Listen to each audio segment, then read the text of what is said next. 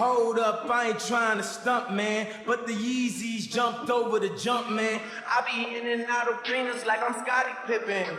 Left my elbow in the pot, a la Vince Carter. Bitch, you wasn't with me shooting in the gym? James Harden with the range on me, nigga, way back. Coach, they won't knock me off my pivot, forget it. Been flowing stupid since Vince Carter was on some through the legs arm and a hoop shit. And you can live through anything if Magic made it.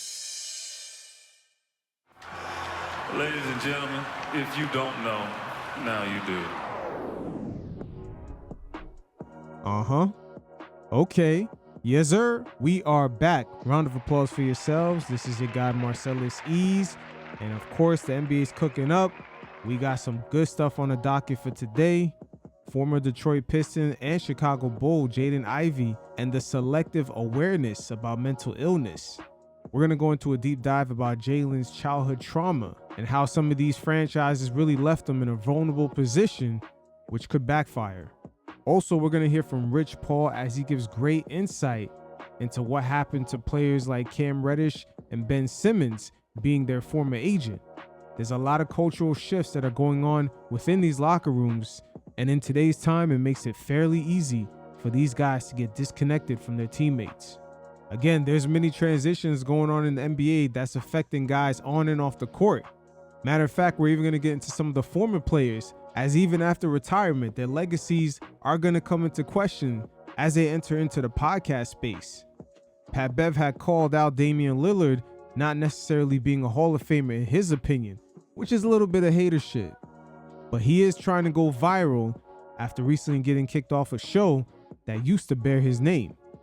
Again, the media space around the league is at a very interesting point, as former legends like Tracy McGrady has even stepped up to the podium, making numerous statements trying to tie himself to Kobe. But unknown to him, eventually, your legendary status, just your legendary career, is going to be put to the test and get compared to the top of your peer class, as former Laker Byron Scott calls out not only T-Mac but also his cousin Vince Carter, putting it out there that, hey, you two had way more raw talent than Kobe, but how come when they mention the greatest, they don't ever put your name right next to him? A lot of the barbershop / cooler talk from around the fan bases as well as the players will come to the light. And last but not least, we'll touch base on Mark Cuban still lying to Mavericks fans, trying to save face on selling the team to the Dumont family. It seems like every few months we hear Mark Cuban making more additional statements, leaving fans as well as media members throughout this ecosystem very confused. But we're going to dig into some of his contradictions, as Mark Cuban has always been about being in the spotlight. So within this whole Jaden Ivey situation, it exposes quite a few different things. First of all, the selective awareness when it comes to mental illness, especially for players who don't exceed a certain talent threshold.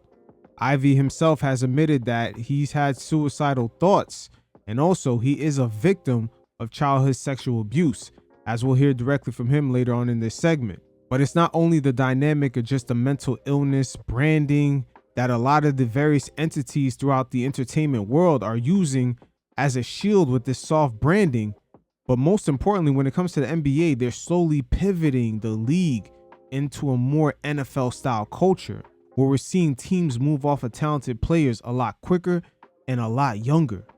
This season, many of us NBA fans are seeing for the first time guys being in their mid-20s and them being once franchise figures being tossed onto the trade block with virtually no interest. And this is something that we consistently see in the NFL. Lamar Jackson of the Baltimore Ravens asked for a trade right before the start of the season, where he became the MVP, and not one NFL team was interested. The NBA this season almost had the same interest when it came to LaMelo Ball's name being tossed out there. Same thing for Trae Young, Ja Morant, and Anthony Davis.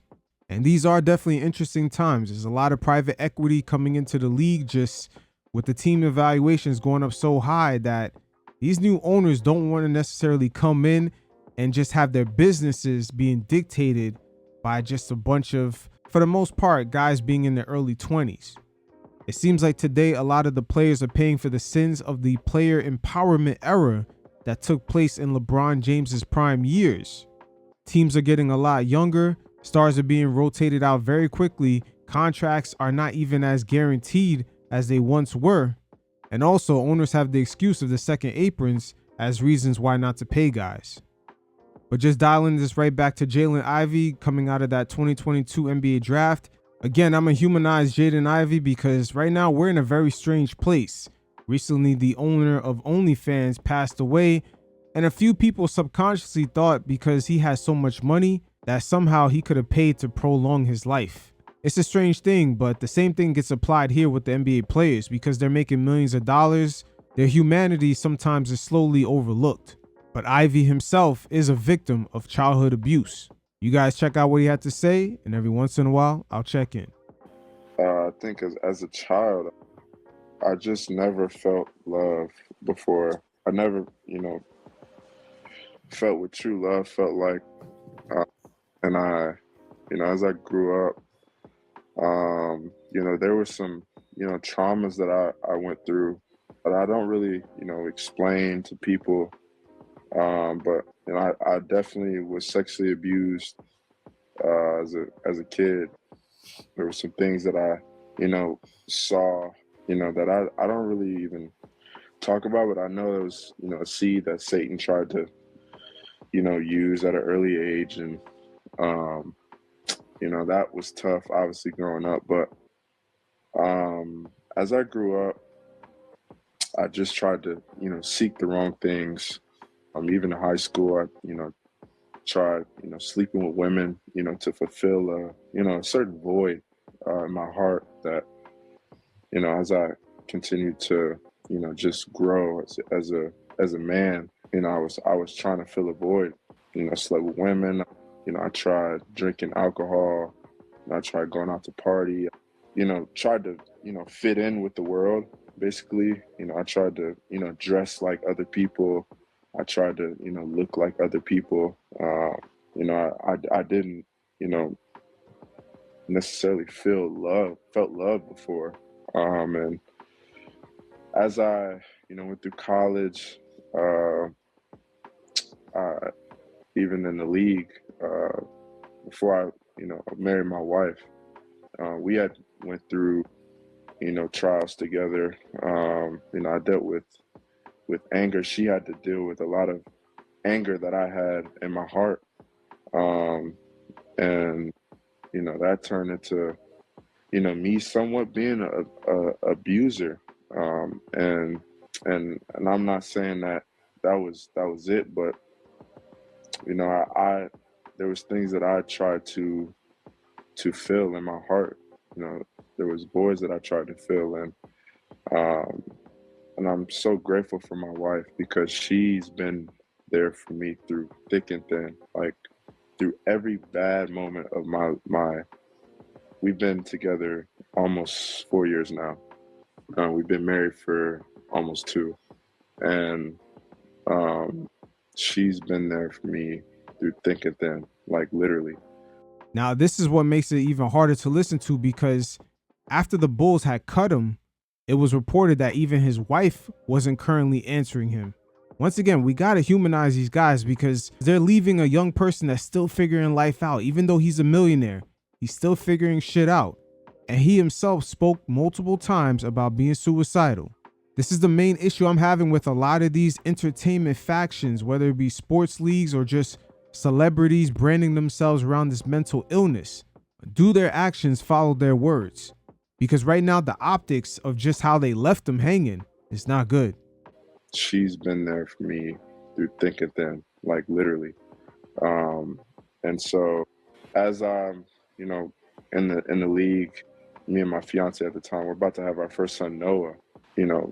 Throughout that whole year, I still struggle with the same things, drinking. I had a pornography addiction that I dealt with for a couple years. It just wasn't working. I tried it. Nothing else was working. And I remember we were in Denver, Colorado, and I sat in the room and I'm just bawling. I'm just crying. Like, I don't know how to stop this pornography addiction. I'm about to have a child. I have to grow up. I have to there's big things happening in my life. And all I could think about was just, like my son having to go through problems that I went through.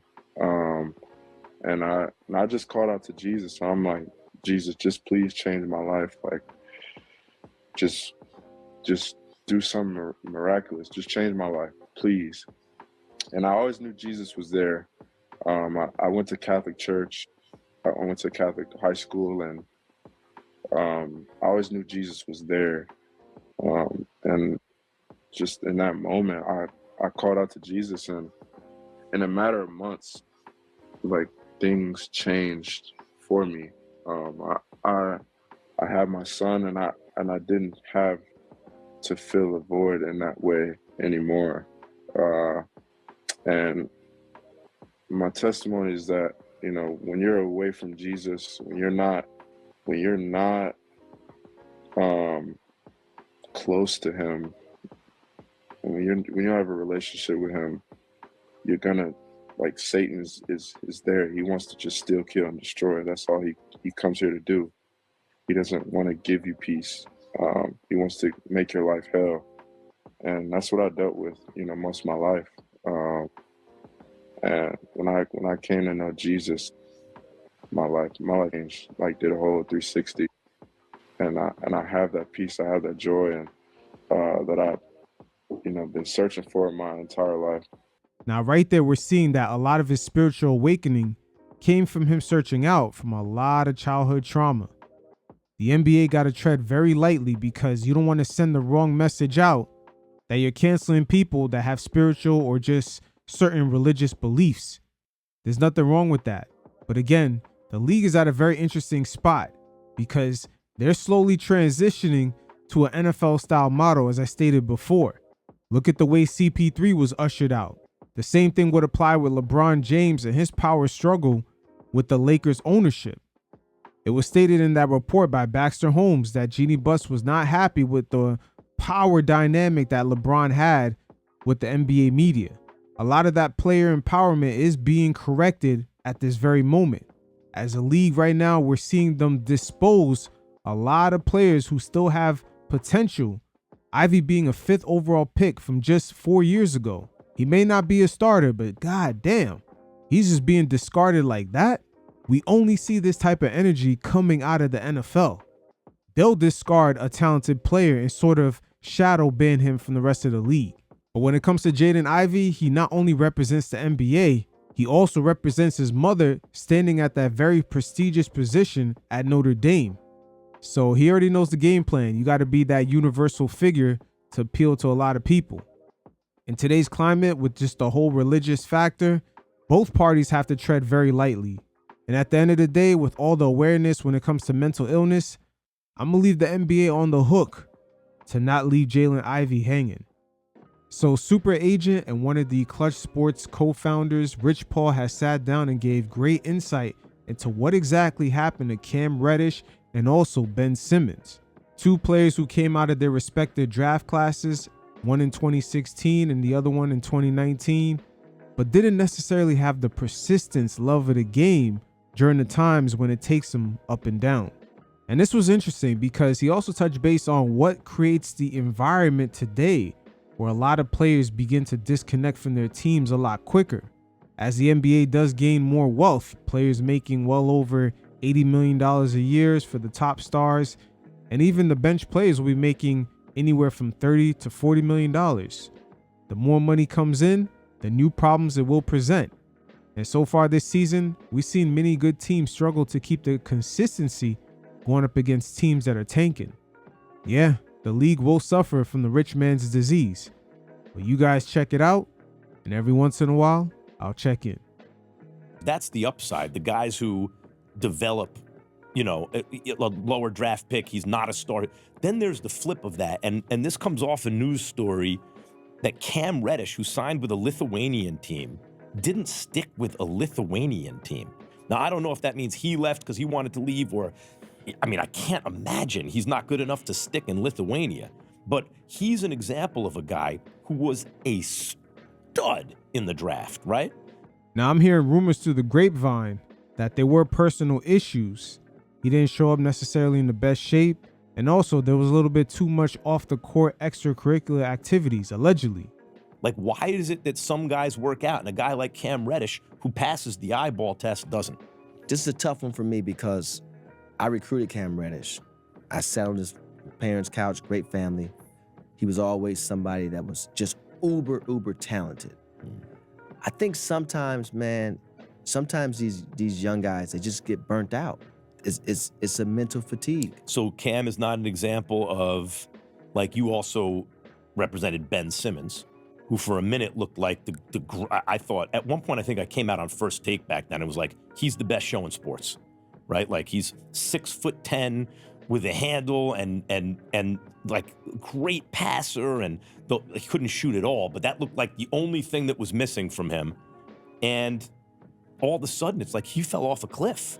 So you're not, and it was like, those are two different scenarios because the difference is everything that Ben wanted to happen for Ben happened for Ben. He was the #1 pick in the draft. Check that. He was the rookie of the year. Check. He was a perennial all-star. Check. He was all NBA. Check. And he got the max contract. He got the second contract. And Rich, let's not forget, you got him paid even though he wasn't performing according to that max contract with that lawsuit or just that back and forth litigation with the 76ers. Shout out to Mark Termini, because he is that Clutch Sports blueprint and they make sure that guys get paid. He got the max contract. In Cam's case, so he got full, you're saying, by the time he got the second deal? Yeah, well, you got to think. There's two ways to go about this. Either you love what the game brings you or you love the game. And when you play this game for so long as a kid, and most kids don't say, "Oh, I want to get to the NBA and I want to be great in the NBA for 15 years." No, they dream of making it to the NBA. And so you're going up that mountain. Some guys get up that mountain and say, well, I think it depends. I think it depends. You're talking about what is your mountain, right? Yes, but here's what I'm saying. I want to finish my point. The point I'm trying to make is some guys get there and be like, okay, good. I got up here. Now I'm going to go back down. Some guys get there and like, okay, now I want to go higher.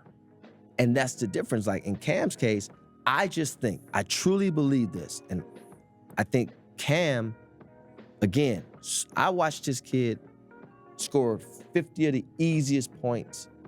I mean, me and Mav was together, and Mav was like, damn, that looked easy. I was sure he was going to be a great NBA scorer. And I was sure like, he was going to be. It did. 6'9", fluid.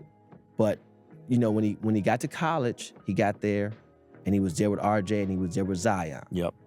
So he was kind of like the third guy that could do something mentally to you. Just mentally, right? Now that can do something mentally to you. But look at Jalen Johnson of the Hawks right now. He was actually on that team when Cam Reddish was there. And they had DeAndre Hunter and just a bunch of other small forwards. I believe Gallinari was out there and another shooter from Sacramento. But that did not deter Jalen Johnson as he asked to go to the G League and he's developed himself. And eventually down the line, we see him today. He's basically become the leader of the Hawks. So your mental approach is definitely important and how you view certain opportunities or even adapt to them. Just mentally, right? Confidence. Our game is 90% mental. When you get to the NBA, everyone's uber talented. So wait, you're saying that Cam, it's not an issue of he didn't love the game? I don't know. No, I don't think it's an issue of that. I don't know what the issue is. I'm just giving you what I suspect, being in it and being around all of these kids since they've been young. I'm just giving you the journey. That part happens. Then you go to the draft, right? And you know, all this whole time, this is why I don't really love mock drafts. You're looking and you're supposed to be a top 5 pick. Well, you go 10. And not only do you go 10, you go 10 to a team that just took a player that is from your city or from your area that you were supposed to be ranked better than the whole time in front of you at 4. DeAndre Hunter went 4. So now you got 2 guys that play the same position on the same team, and then you get traded. You're saying it's circumstance. It's But, circumstance, Rich, yes. how much of it is circumstance and how much of it is, this happens to me evaluating college quarterbacks all the time. I'm horrible at it because I look at him in college, I'm like, that he's going to be, and it doesn't turn out that way. Sometimes it's that what you can do at a certain level of competition, like you can hit AAA pitching, but in the majors, you just can't do it the same way. I suspect that there's something about Cam Reddish's game that just didn't translate on the same level that it looked like it was going to translate when he was in college. I sort of saw the same thing that Max is alluding to right here. Cam Reddish, every time he drove, it seems like he was shocked that guys were able to be in position to stop him and he didn't know how to adjust to it. And that right there will sometimes cause him to move a little bit too fast for himself. He had a lot of awkward drives while he was in the league, just losing the ball or just not adapting fast enough. It just looked really awkward. But I'm not going to lie, other times he did look flawless going to the hoop. You know, because if you're saying it's not an issue of the love of the game, No. then I think it's the other then thing. you would rise above the circumstance. Yes, but sometimes some guys need, along with the opportunity, a little TLC. Mm-hmm. They need a little TLC. And the problem with the NBA is, or any league for that matter, but especially in the NBA, there's a draft every year. The higher you go in the draft, the higher the expectation, and right away, right? Now, again. And these kids are coming with very little college or no college now. If I'm a lottery pick, two things can happen when you're a lottery pick. You either lottery pick and your team, you're able, if you go to a bad team, let's just say, call it when I say bad team, a team that's not vying for contending in any way. You're there. The GM that drafted you, they're there too, right? So they picked you, and they're gonna want to see you develop. They're gonna want to invest in you. Sure. Some guys' talent and production outlasts the GM. The GM could change. That player's still but there. But if the GM goes and you're stuck there, right? And or if you get traded to another team, well, that GM didn't draft you. They're taking you back in the trade. They're taking they're taking a flyer on you. Some good points brought up right there by Rich Paul. Originally, the assistant GM that was part of that 2016 Golden State Warriors team, he went over to Atlanta, and he's the one that made that trade for Trae Young. He had the same vision for the Hawks that the Golden State Warriors were doing, and I'm not too sure where he was going for by getting Cam, but that was his draft selection. And after some time, he got traded to New York, and Tom Thibodeau was not feeling him off rip. That was the very first time that people seen Leon Rose kind of have a riff for the way Tibbs was kind of managing this team, not playing the newly guy that he traded for, which is Cam Reddish. And after all that, what really possibly killed his ego was getting traded for Josh Hart and seeing how it panned out with him being on the Knicks. I want to get back to the mountain, right? Because I think that metaphor of, so Ben Simmons checks all his, and then he's box. full. He's not hungry anymore because he ate everything. He ate. He got it all quick too. First round pick fast. or number one overall pick, rookie of the year. Don't forget the $49 million Nike contract. Right, the shoe deal, and then also the second deal, which you get to, which is a max deal. It depends what your mountain is. If your mountain, so he's on top of the mountain, now he's good. If your mountain, some other guys, the mountain's the championship. Let me give you. So here's something that really stands out to me when you talk about the greatest to ever do it. Because there are levels. I remember reading an article. It was like an interview with Derek Jeter in one of the New York tabloids, and he'd already won 5 World Series. He'd won a World Series MVP. He'd never been MVP of a regular season. He won a batting crown, the whole thing. And they said, "What's the one thing that you want that you don't have in your career?" So your brain. Oh, that's an interesting question. He's done it all already. He's got ripped off of one MVP. Went to Justin Morneau one year. I think that was like 2007. Justin Morneau won the MVP over Derek Jeter. Jeter? And or was it Maurer? And he was one of those Minnesota for the Twins? guys. Yeah. Okay. And then there was another year. So I'm thinking he might say, "Oh, win an MVP," or like, what is he going to say? Know what he said? The one thing he didn't have that he wanted? A 6th ring. Because Derek Jeter, what his mountain is is winning the championship. So, Yes. so a But that normal person would think he's already got championships. He's like, yeah, those are fine. I want the next championship. Yes, but that's His Jeter. mountain is different than Ben Simmons. That's okay, but that don't make here's what I'm saying.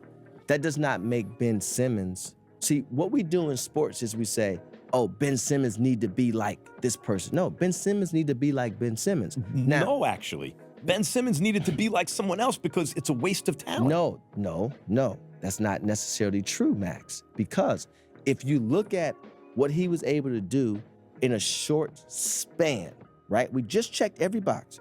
Rookie of the year, perennial all-star. Rich, if you're Ben all Simmons, NBA, or if you're his family, or if you're in business with what do you Ben mean? Simmons. I represented the guy. Right, I get it. You don't think I wanted him to play longer and more? And his career's not over. If you are the team that drafted him or the team that acquired him, you don't want him to be like Ben Simmons. That's the whole point. You want it to be like LeBron James. What? Yeah, but why couldn't he have been like LeBron? But here's what I'm saying. Taller than LeBron? Here's what I'm saying. That's you as a fan wanting more. For you, we don't know what he wanted for But him. you're seeing it purely from the athlete's point of view. And the athlete, the pool of athletes is several thousand in sports. The pool of fans is tens of millions, right? I just want to be clear about something, including myself. Yes, if it was up to me, I would have wanted him to have a 20-year career. He was that good. But you can't necessarily ignore some of the things that took place.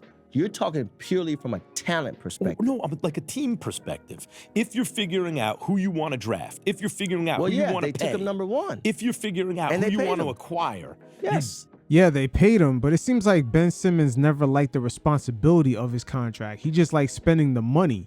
My man made sure that he was fly every game when he sat on the bench and was on his forever DMP.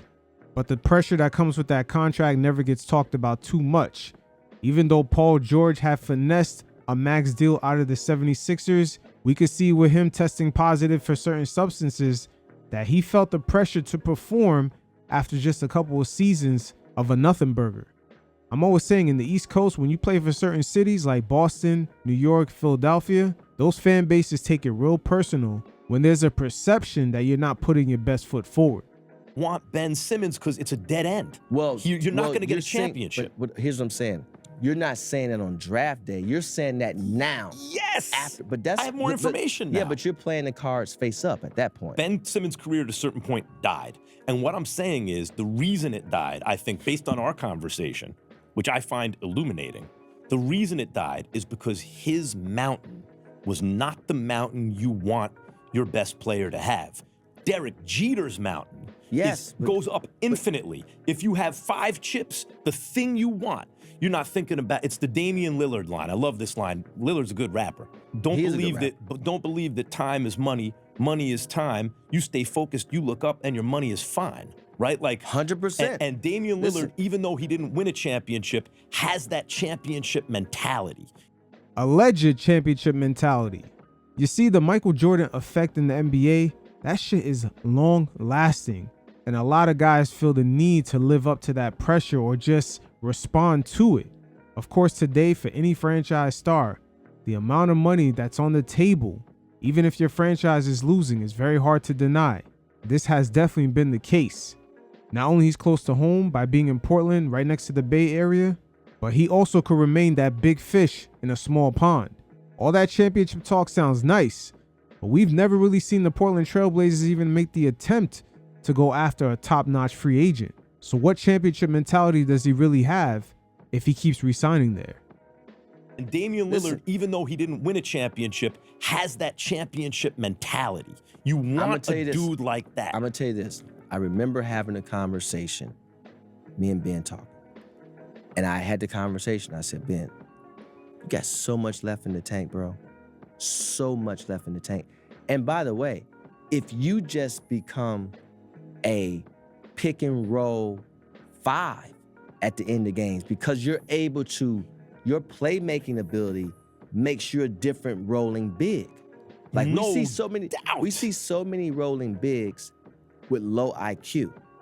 You actually have a high IQ. Like So at worst case scenario, if you just become, we know what the defense kind of Bill was. Walton on wheels, you know? You know, he was all first team all defense. Yes, right. He could guard all 5 positions. So if you just become that, where you rolling down the lane, dunk, man rotates over, kick to the. If Make you the just right become read that, and perfect you're pass. You're a $30 million player. Just become that. Dude, so, no but question. So what I'm saying is, we don't know, and until the book is still open, right? Maybe he comes back. No, I don't think know. the book is open. I don't know. I like to give all athletes the benefit of the doubt. But man, so many fans feel like they've been burnt by Ben Simmons. Oh my God. If you're a fan of any team he played for, you feel so burnt by this dude. I think again, there's been injuries that's come to that. There's been a lot of different things. You know, for Rich Paul, that Ben Simmons situation, the way it kind of fell out with Philadelphia, just still getting him paid was great marketing for Clutch Sports. I can only imagine how many players had their eyes wide open that they were able to still get him his money, even though he was kind of making bogus claims why he couldn't play. But right here, Rich Paul gives further insight into how players could easily become disconnected from their teammates or just an overall franchise, not only due to the influx of money that's coming in, but also them assembling their own teams of trainers, chefs, etc. A lot of the camaraderie that can happen off the court, like going out to eat together, those situations behind the scenes are starting to look like things of the past. This is why I talk about the ecosystem of an athlete. Man, the NBA season is a roller coaster. Being a guy, especially if you're a role guy, you can play at home. Fine, play at home. If you're a marquee guy, don't play at home. Because every night it's tickets, depending on how many family members you got. And for every one family member you got, they got 3 friends. Right? It's just a whole other job. These tickets aren't free. Then when you leave out that locker room, man, you just may want to go home to your family. You may not want to see nobody, not even your agent for that matter. I just had this conversation. Me, Draymond, DeAnthony Melton, and Jimmy Butler were talking. And this was an opportunity for me to ask them. And I did. And I said, you know, obviously I represent Draymond. I do not represent Jimmy. I do not represent You just said a DeAnthony. magic word that reminded me of something, but go ahead. Yeah. But I asked him a question. I said, hey, man, take me through the course of your day. And if it's a game day, you know, when do you want to see your representation? Do you want to see the representation before the game, after the game, etc.? And they all had different answers. The reason why I asked that is because the league has totally changed. When I first came in the league 24 years ago, it was simple. You go to the game, after the game, you go to a steakhouse, and that was it.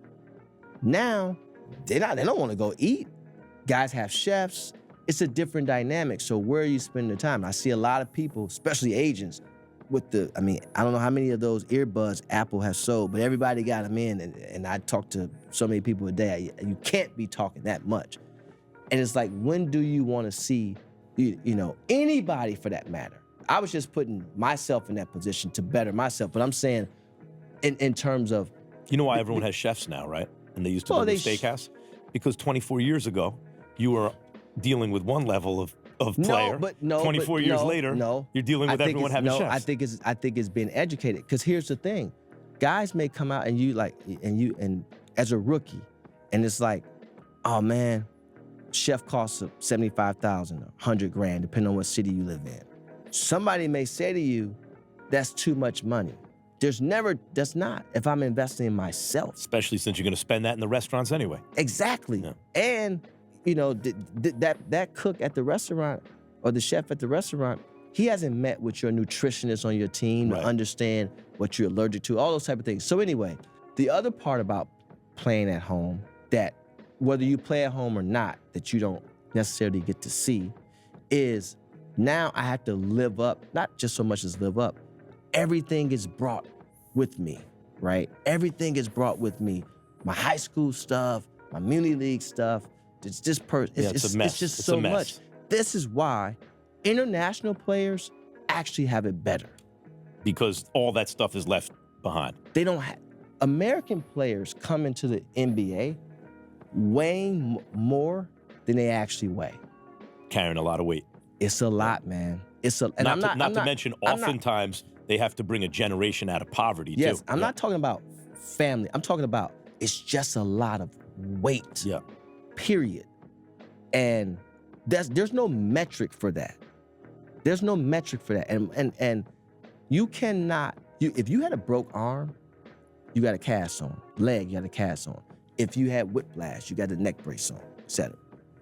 But when your brain is fractured a little bit, or even if it's a hairline fracture, we can't see that.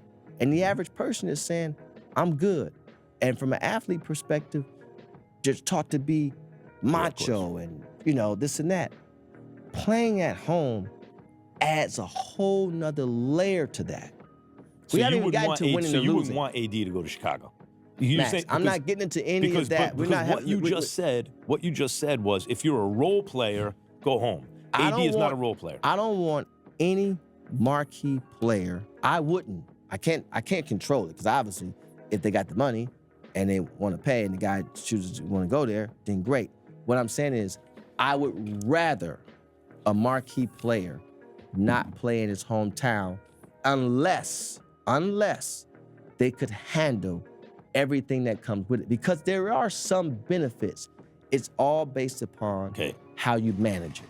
But it is what it is. When you add on that new NBA scheduling where it's a game every other day, it only complicates things, because guys are just now more further into their own silos.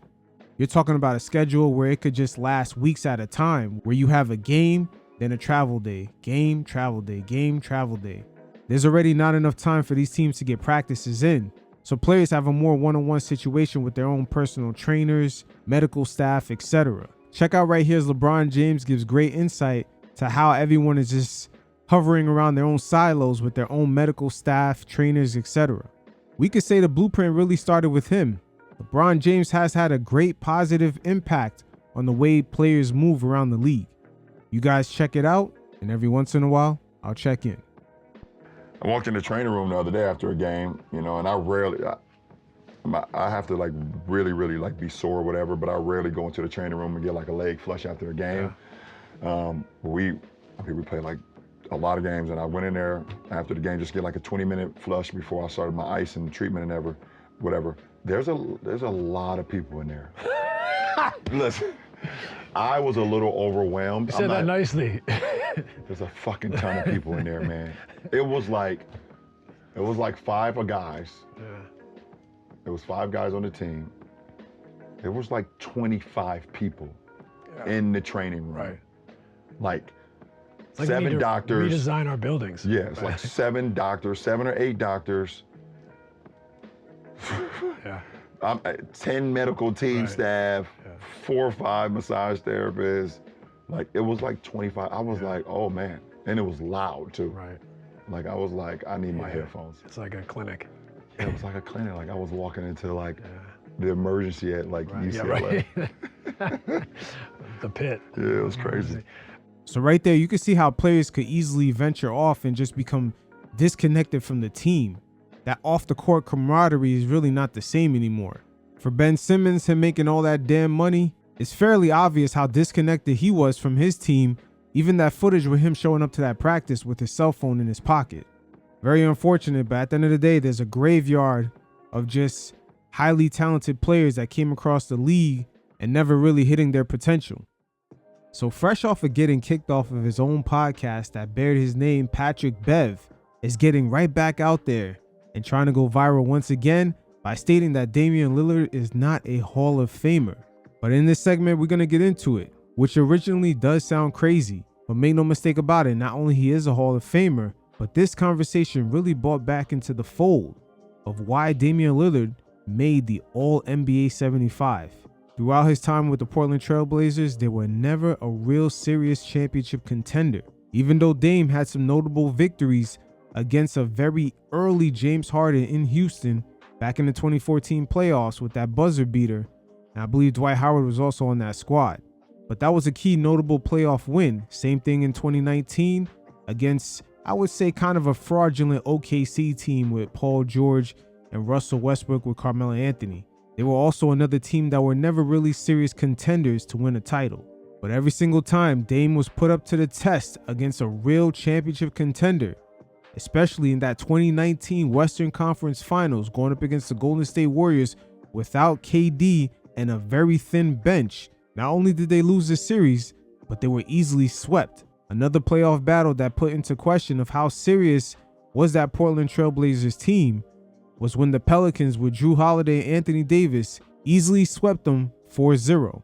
And of course, we did not forget Jrue Holiday locking up Dame and dropping 40 points on him. So again, we're going to attack this in a multitude of layers. We're going to hear from Pat Bev and also some of the former players on their thoughts about that Portland Trailblazers team. But to kick this off, this is a nice backdrop right here. As listen to Kevin Durant tell CJ straight to his face that the Portland Trailblazers were never really in championship contention. There are levels to this. Portland has never really gone after a top-notch free agent. That is a franchise very similar to the Indiana Pacers. They believe in the whole building a contending team through the draft. You guys check it out, and every once in a while, I'll check in. Nah, you know how I felt, bro. I was hot. I don't know if I was more mad than when you went to go. I think I was more mad. Why are you mad about this stuff? Bro, I'm in the league. What do you mean? Why am I mad about this? I'm in the Western Conference. I got to play you MFers all the time anyway, as it is, over and over again. We done got eliminated by y'all a few times in the first round. So I'm looking at Cuz. you know you guys aren't going to win a championship. Bro, we have the team. We have capabilities. Anything is possible. We can win a championship, bro. I mean, let's be honest. Bro, we can win a championship. Anything is possible. I just need I need more. I mean, I like y'all. I like y'all too. You're hard to stop. But, I mean, come on. You can't be upset about this. I can be upset because Cuz was a free agent, which means he could have. This is why I was upset. He could have came to Portland. Come on, CJ. Your franchise has never gone after top-notch free agents before you got there and even after you left. His agent and Nurk have the same agents. So I'm thinking, okay, you ain't gonna come to us, whatever. Why you gotta go there, Cuz? And I text him. I was mad. I got on Twitter. Yo, get out your feelings. And I really text Cuz. I'm like, Cuz, what's up, bro? Like, why? Like, what? Yo, you're the first person I see. Why did this happen? Who said something? I was crying on Twitter when you seen that. No, people thought I was playing. I for real text Cuz, and we talked. That was funny. We hashed it out. I needed to know what was going on. I wanted to know why. You want him to come to Portland? Bro, I think that anything is possible, bro. I'm just saying, man. You're trying to get me in trouble. I'm happy with Nurk. Nurk's a great big man for us. Nurk's playing well. I mean, you did just say on the airwaves, I mean, you might cut it out, but that you just said that he should have came to Portland. So you ain't want Nurk? Of course I want Nurk. Okay. But you rather we could have had both of them. Y'all not getting both. Y'all only paid him $5 million. We had 12 to 15 million in cap. No way it's happening. Y'all, it ain't gonna be it's gotta have a nice yin and yang, bro. It's gonna be too much of one thing with y'all. So stop that. So what do you suggest? I suggest you just keep playing, man, and don't worry about what goes on at the top of things. Now, this exact sentiment right here is exactly what Pat Bev really feels when talking about Damian Lillard and the Portland Trailblazers, as we'll hear later on. But they were never really serious contenders. And keep in mind, Pat Bev being in the Houston Rockets, they did have a nice stretch where they not only finished at the top of the conference, but they were making consistent deep playoff runs. That's something that the Portland Trailblazers never really were in the realm to even exist in. We right there at the top of things. We was a third seed last year, bro. We was right there. We was just slightly below 1 and 2. But how'd you play? Some unfortunate situations happened in the first round. How'd you play? Some unfortunate circumstances. Like an 8 seed. We did not play. Once again, this sentiment right here was felt by the true top contending teams for the title around that time period. The Blazers did look like an 8 seed, just the way the lowly Pelicans with Jrue Holiday and Anthony Davis just completely dominated both CJ and Dame. As now we're going to hear from Pat Bev, and I'm going to shoot Dame some bail because he is a Hall of Famer. But once again, we got to look at the perspective Pat Bev is coming from, being one of the key defensive stoppers on a team that not only finishes at the top of the conference consistently, but they made deep playoff runs. There's definitely levels to this, but at the end of the day, Pat Bev is also in a tricky spot because he is starting up a brand new show and trying to go viral. Wow. So the first question that that we gonna start with that I've been having a debate to ask because I don't want to cause like a ton of controversy. But one of my teammates asked me this while we was on the bus. Like, Pat Bev, is Dame Lillard Hall of Fame? Hell no. Like I love Dame. I love Dame. I promise you, I love Dame. There's no ill will, no beef with Dame at all. But like, Hall of Fame is like first off, I feel like we it's too many people getting Hall of Fame. You feel me? Like I feel like it's too many people getting Hall of Fame, right? Let me start off with that. Second off, like Hall of Fame has to be like a combination of like obviously points, rebounds, assists. It has to be a combination of like wins. It has to be a combination of playoff appearances, and it has to be a combination of championships. And right, like if we get like, how we gonna say no to D Rose getting MVP and say yes to Dame Lillard? You know what I'm saying? So like you feel me? Like if we get a chip for show, right? If we get a chip for show, but like scoring a lot of points on like, you feel me, okay teams, you feel me? Like I don't think that gets you into Hall of Fame. Like Hall of Fame is like, I don't know. When I, as a person who would dream of being in Hall of Fame, right? To look at the players in the Hall of Fame, like, man, I wish I can be up there next to the logo, like Magic Johnson, Michael Jordan, like James Harden, like Steph Curry. Like you talking about people who've done it at a high level and like in the record books. You feel me? So maybe subconsciously right here, there might be a disconnect because it is the Basketball Hall of Fame, not the NBA Hall of Fame.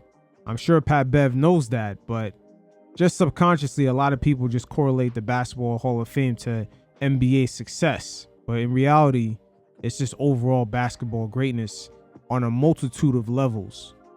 Like, I don't know. I just, you know, I know I said hell no, but I'm gonna just take the hell off and just say no. I don't think he's Hall of Fame. Not yet. I don't think he's Hall of Fame yet. Based off his resume so far, Dame is definitely a Hall of Famer. The real examination with Dame is how did he make the NBA 75 list when guys like Dwight Howard was left out of it? Remember, at the end of the day, every time he went mano-a-mano with a real top contending team, it was pretty much either a sweep or a gentleman's sweep. But former NBA players Theo Pinson, Charlie Villanova gave their thoughts to some of the back and forth between Pat Bev trying to go viral and just bringing up Damian Lillard's resume. You guys check it out, and every once in a while, I'll check in. He's a 9-time All-Star. He has one first team, 4 second teams, 2 third teams. I heard enough. He's already in there. That's my 9, and he's top 75. I hear what he's saying. Got it. He's top 75. I hear what Pat Bev's saying, but I can't agree with it because the standard has already been made, right? Mm-hmm. No disrespect to fucking Tim Hardaway Sr., but he's a Hall of Famer. So, and he's a great fucking player, fucking phenomenal. But Dame Lillard, Tim Hardaway, Dame Lillard, to me, right? So it's a no-brainer Hall of Famer. He's also averaged 25 points his entire career. What are we talking about? You asked me, he's a Hall of Famer. I mean, the stats you just said, there ain't nothing to talk about. Watching him play, playing against him, he's a Hall of Fame player. There's nothing to talk about. His accolades speak for themselves. Yes, he didn't have tremendous amount of team success because but Hall of Fame is not team success. I know that. But Pat Bev said it's a combination of those things. Nah. Team success, wins, whatever. Yeah, I mean, a product of him being in Portland so long, you know. My man Darren Williams speaking facts, product of being in Portland so long. That's why everyone was wondering, hey, Dame, when you getting the fuck out of there? But eventually when he joined Giannis, Dame did not look too happy about it, even though he was with the top 3 player in the league and was really supposed to be on the cuffs of just making the finals that season had they stayed healthy. That's when fans for the first time was about to see Damian Lillard really be in a position to compete at the highest level. Yeah, I mean, a product of him being in Portland so long, you know. He was a Hall of Famer off that game-winning shot he hit against us. A Hall of Famer shot. That was a Hall of Famer shit. Damn. The shit he did, was it OKC Ain't too? the one in Houston too, you're right. Yeah. That was Houston. The one that he waved, that was you guys. Oh yeah, that's what I'm talking about. Yep. The 2014 Houston Rockets and the 2019 Oklahoma City Thunder. 2 teams that were never in real contentions in those very seasons to win the championship. But hey, I'm not gonna lie, that's one hell of a moment for Dame. He waved at you guys. Man, that was crazy. That shit was crazy. Sidestep to the right From damn near half court? Mm-hmm. Over PG. I also think it's super disrespectful because I think he has 20,000 points. Man, listen, man. The man's a Hall of Famer. 20,000? He's going to be in the Hall of Fame. Like, he's one of the best 3-point. If Pat Bev is saying we need to redo how the Hall of Fame, is structured and we can't redo it now. But like CV said, it's already like there's guys in the Hall of Fame that has had a better career than. 1,000%. So he's Hall of Fame. 23,000 points, by the way. I had to call timeout real quick, 20-second timeout. The fact that the man didn't play this year and won the 3-point contest. Yeah, but that don't got nothing to do with the Hall of Fame. You got to give it to him. No, he's a bad man. Man's in the couch. He's a bad man. Chilling. No, hasn't played one game. No, seriously though. The man ain't played no game. 0 games. I'm not saying it's not impressive, but it ain't got nothing to do with the Hall of Fame. No, that has nothing to do with the Hall of Fame. But listen to him, bro. Hey, it goes to show you how deadly Dame's 3-point shooting is. But once again, we really never seen Dame being in position, a true position, to compete at the highest level. Going back to what Kevin Durant stated earlier in the segment, there are levels, and he views CJ and Dame at the time, they were not in the realm to even speak about what the top contending teams were doing. And that's a position Dame just staying in Portland too long, he was never really in. That first year in Milwaukee kind of gave fans for the first time a perspective of just seeing Dame being slotted into that position, standing next to Giannis. But these type of conversations are much needed. This is the beautiful thing about this new media landscape with the players like Pat Bev trying to go viral. It's not necessarily about what he said, as Dame is a Hall of Famer, but there are definitely many nuanced discussions that can come from things in between those lines. So the LeBron LA experience has been quite interesting for a number of reasons. First of all, the Lakers are a franchise where LeBron, for the first time in his career, has walked into the building and they have their own standards and they don't necessarily care what you've done for other franchises. There's not too many teams in sports overall who can say this. You look at the New York Yankees, Manchester United over there in England, the Boston Celtics, and the Lakers.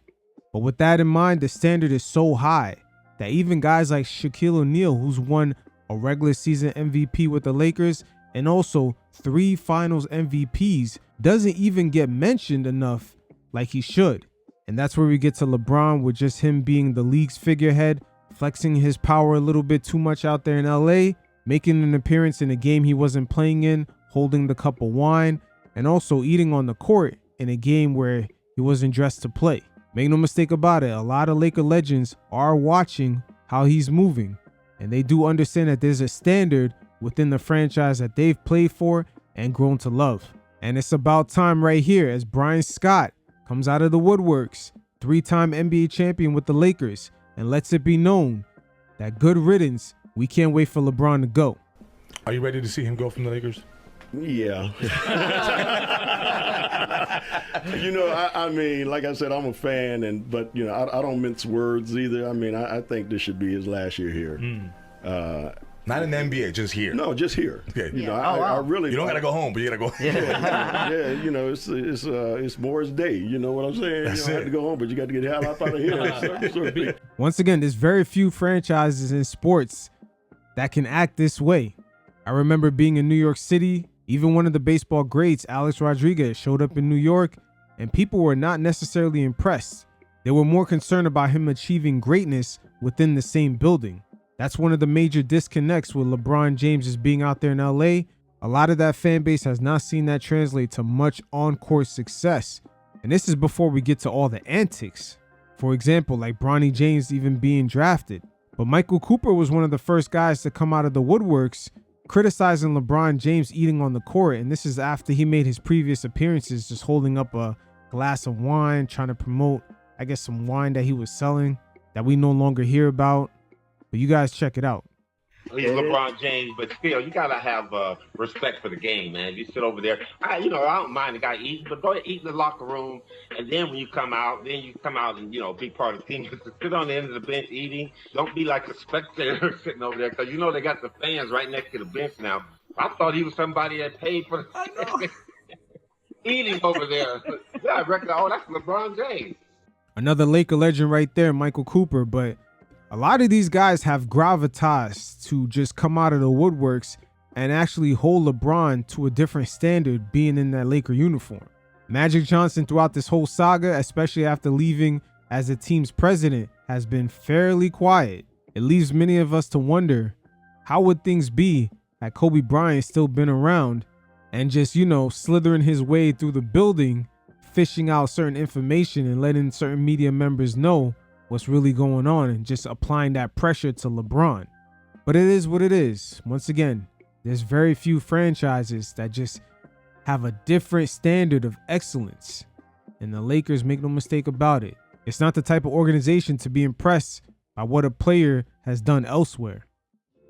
So Mark Cuban once again is still making his rounds, acting like he has some sort of regret selling the team to the Adelson family and making it seem like he didn't know who exactly they were. Patrick Dumont, for the most part, is just a figurehead, as the family's true matriarch, Miriam Adelson, has almost every major politician from the current president all the way to the highest local officials kissing her ring. The photos and videos are all out there. But Mark Cuban has made very conflicting comments when it comes to the Adelson family, as he did not only sell the team to them, but he had a prior relationship a few years before selling the team. But first, let's take a listen to him just display a little fake regret, as he made this admission in front of non-basketball people where they're really not going to follow back with the proper questioning. If fans don't like what you're doing or the team's not doing well, you're the worst human being on the planet, and they treat you that way. Do you have any regret? I don't regret selling. I regret who I sold to. Yeah, I made a lot of mistakes in the process, and I'll leave it at that. Okay. All right, Mark, we see you. You're going to leave it at that. Close that door in that conversation real quick. But right here, listen to Mark Cuban speak on how he let Adam Silver know years prior that he was going to sell the team, and he also established a relationship with the Adelson family. With that reputation that family has, with the political ties, he exactly knew who he was selling the team to.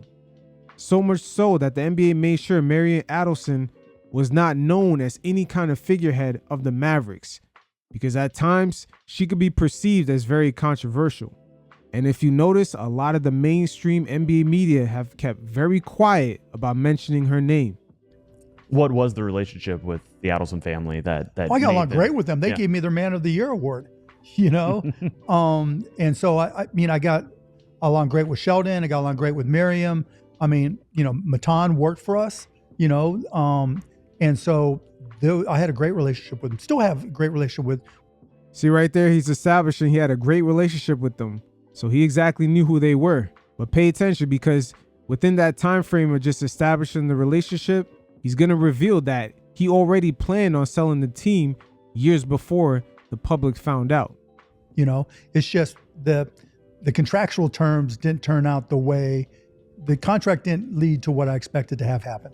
So forget the specifics and the mechanics of it, but just getting to the point that you said, because those of us who've known you for a long time never imagined you selling. It was the end of November 2023. So in the months leading up to that, how did you convince yourself I have to do this? No, I actually sent an email to Adam Silver in October of 22 saying that I was going to sell and why I was going to sell, and explained it to him. And why didn't you leak me that email? just a BCC to your friend Mark Stein? Right. So a year out. A year before. And what did he say? He was shocked, right? He was surprised like everybody else was. But I gave him the same reasons that I've given you guys, that it just was time. But wasn't the fact that you had this pre-existing relationship with the Adelsons, wasn't that a huge contributing factor that you could sell the team because you thought you knew? No, not when I sent the email. No, it was just like that was there, and I didn't realize they had that kind of interest. I thought that I would just partner with them just to build a new arena. I didn't realize that it was at that point in time. I had no idea that they'd be interested in buying it. None. Mark Cuban post ownership has been a very interesting character. He does love the spotlight and the cameras, and I'm sure he wants to get his new venture off the ground, going up against the pharmaceutical companies. But at the end of the day, that will never be as sexy or just front facing with just people knowing your name, seeing you plastered throughout the media on a day-to-day basis. That right there might be more of his regret. But it wouldn't shock me if there was a small Cold War between him and the Adelson family due to the fact that he might have got finessed out of that position of just being the governor long enough, the same way Jeannie Buss ended up getting the deal that he allegedly told the media that he had. It's kind of embarrassing when you think about it, because Jeannie Buss selling the team exposed that an owner could remain governor, and Mark Cuban clearly does not have that deal as he anticipated. But it is what it is. Who the hell wants to spend almost $4 billion on a business where Mark Cuban really still holds the clout of it? Like, people sometimes still think of him as the Mavericks owner. But you guys definitely hit up the link in the description below. Check out my True NBA Story playlist. And until next time, you fellas stay safe. Peace.